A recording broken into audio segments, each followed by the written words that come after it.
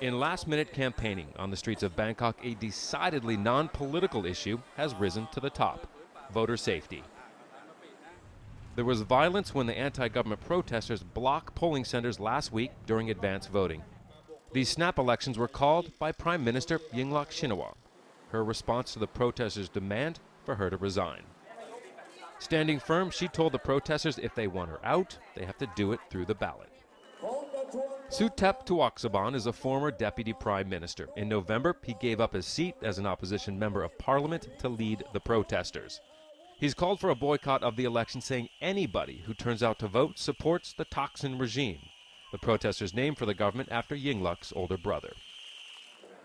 We spoke with the opposition party leader, Abisit Wachachiwa. He draws the distinction between the Democrat Party and the protesters. They insist they are an independent movement, so they make their own decisions. But we share the same objective, that the country needs to move to a situation where corruption, abuses of power, particularly abuses of the democratic process and institutions, should be a thing of the past.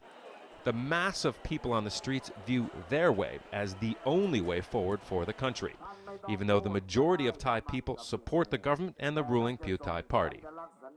Because of the concern about more violence and because of the environment the protesters here have created, as well as an election boycott called by the opposition party and the leaders of these protests, some feel as though this election on Sunday is about more than selecting a prime minister and a government.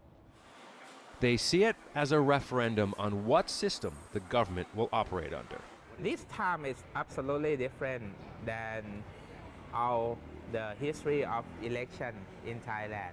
Now we go to vote for democracy.